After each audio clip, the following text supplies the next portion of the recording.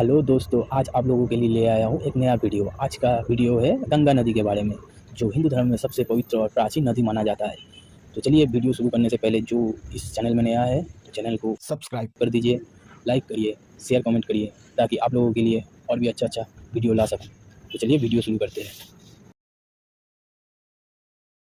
गंगा नदी। इस गंगा नदी के बारे में कुछ ऐतिहासिक और कुछ प्राचीन बात बताने वाला हूँ। गंगा नदी हिंदू धर्म में सबसे पवित्र नदी माना जाता है। इस गंगा नदी को हिंदू धर्म में माँ गंगा देवी के रूप में पूजा जाता है।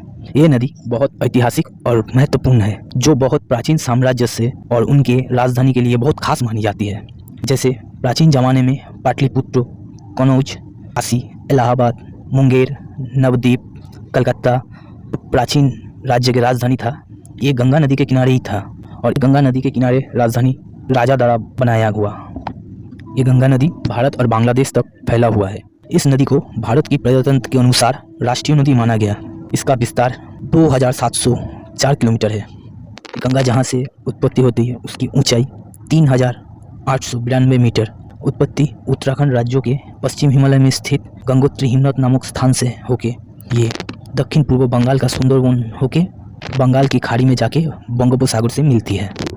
लेकिन बीच में पश्चिम बंगाल की मुर्शिदाबाद जिले में आके ये दोनों तरफ भाग हो जाता है। एक मुर्शिदाबाद का फरक्का टनल से होकर भागीरथी और हुगली नदी नाम से एक सुंदरबन तक जाता है और दूसरा भाग बांग्लादेश बॉर्डर की नज़दीक महानंदा नदी से होके बांग्लादेश में चल जाता है। उसके बाद इस गंगा नदी का नाम बांग्लादेश में पद्मा नदी बोला जाता है और इस पद्मा नदी का विस्तार है बांग्लादेश का ग्वालंदा तक। लेकिन पद्मा नदी को गंगा नदी का शाखा नदी भी कहा जाता है। जल प्रवाह के अनुसार ये गंगा नदी दुनिया की 20 नदी में से एक है, लेकिन जनबहुल अनुसार ये दुनिया की सबसे पहला स्थान हासिल कर चुका है।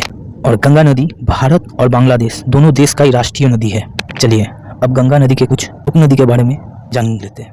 गंगा नदी के सबसे बड़ा उपनदी है यमुना, जो प्रयागराज में आके गंगा से मिलती है। गंगा नदी में बहुत सारे उपनदी है, उनमें से महाकाली, रामगंगा, घाघरा, गोमती, गंडकी, बूढ़ी गंडक, कोसी, महानंदा, सरयू, यमुना, कालिंदी फुलहार, तमसा, कर्मनासा, सोन नदी, क्यूली नदी, चंदन नदी, अजय नदी, दामोदर और रूपनारायण नदी है। ये हो गया गंगा नदी के बारे में। अब आगे बढ़ते हैं।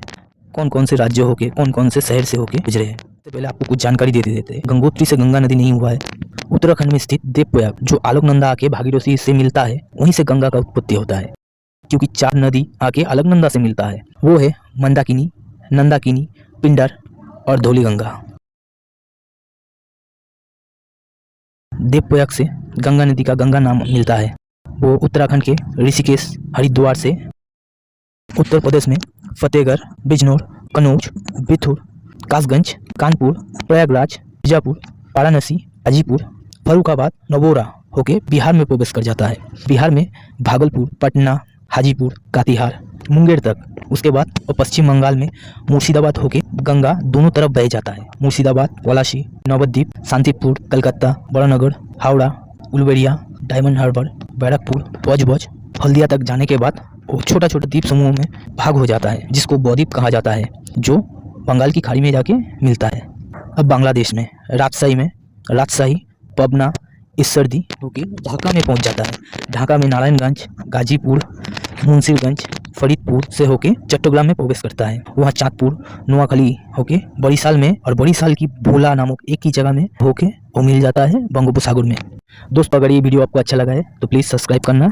SRB स्टूडियो मेरा चैनल है यूट्यूब में भी, उसमें भी देखना और लाइक कमेंट कर देना, ताकि आप लोगों के लिए और भी अच्छा वीडियो ला सकूँ। SRB वीडियो बनाते रहेगा, आप लोगों के लिए वीडियो लाते रहेगा।